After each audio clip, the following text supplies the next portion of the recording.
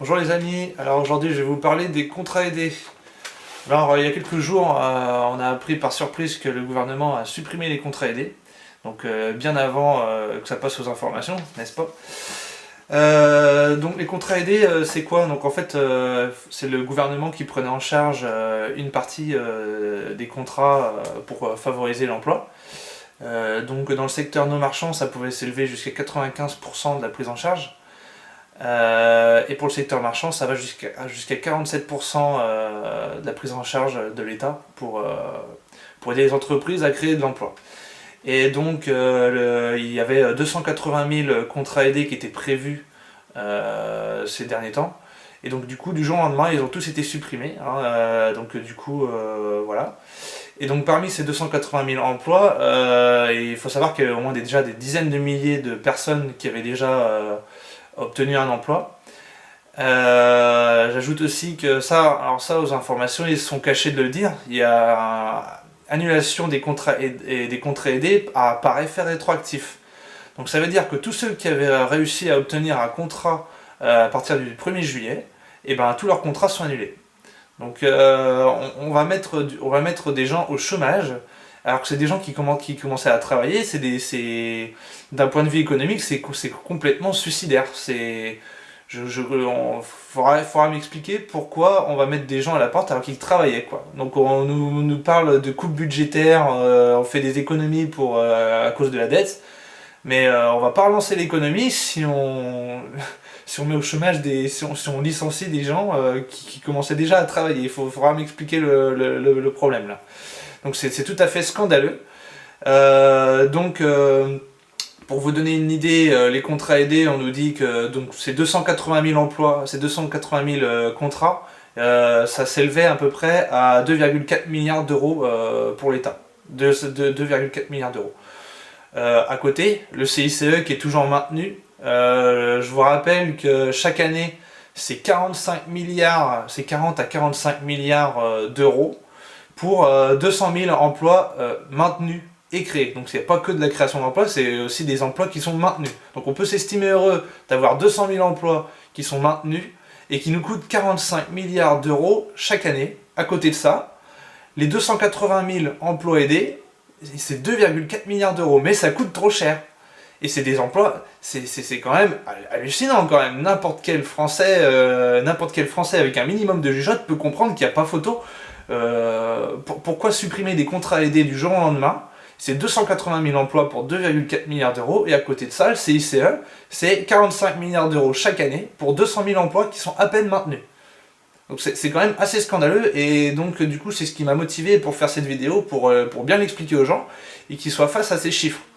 Alors après, moi je vais pas faire une éloge gargantuesque des contrats aidés.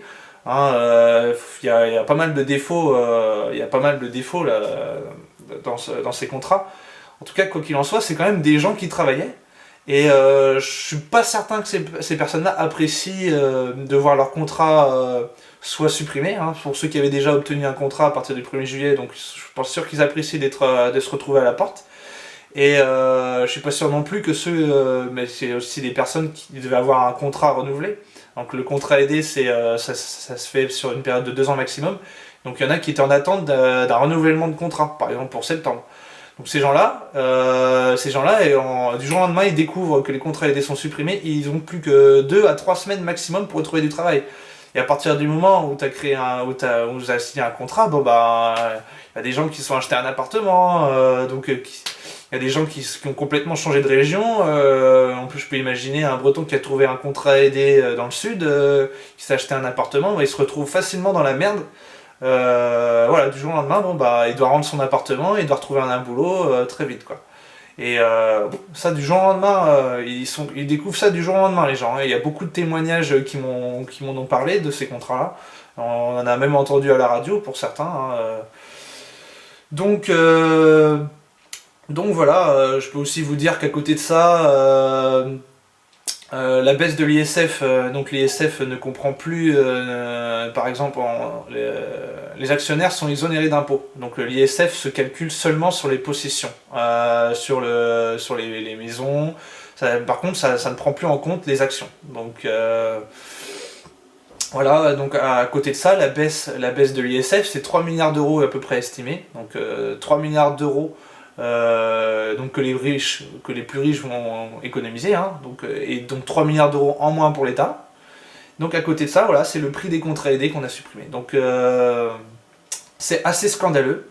C'est assez scandaleux et j'en profite pour refaire un petit point sur La Réunion, hein, c'est un exemple. Donc La Réunion, c'est une île qui dépend beaucoup des contrats aidés, parce qu'il y a vraiment beaucoup de contrats aidés, et en grande partie forcément dans le secteur des services publics.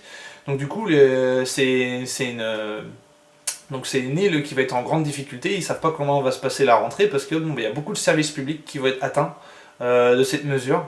Et voilà, c'est assez dangereux, c'est assez inquiétant.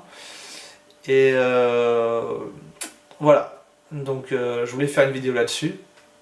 J'espère que ça va susciter de l'inquiétude pour beaucoup de Français qui vont comprendre l'arnaque. Et franchement, à partir du moment où on parle de la dette, on peut tout supprimer parce que ça coûte trop cher. Bah oui, dans ce cas-là, il faut voir qu'est-ce qui coûte le plus cher. Il faut faire des audits. Il faut faire un audit pour voir qu'est-ce qui coûte le plus cher et qu'est-ce qui rapporte de l'argent.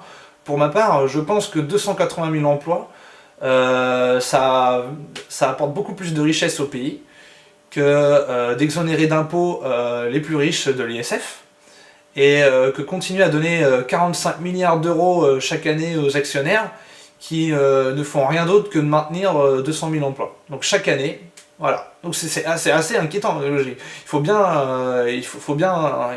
parler de chiffres, parce que voilà, il faut bien avoir une vision générale des choses pour comprendre à quel point notre pays est dans la merde. Donc je vous aurais pas assez martelé le fait que 45 milliards d'euros, si vous multipliez ça par 5, donc un quinquennat, donc ça revient à plus de 200 milliards d'euros pour 200 000 emplois. Et à côté de ça, 2,4 milliards d'euros pour 280 000 emplois aidés. C'est assez révoltant quand même, c'est vraiment révoltant. Donc voilà. Je vais finir là-dessus et je vous retrouverai bientôt pour une prochaine vidéo sur Flamanville.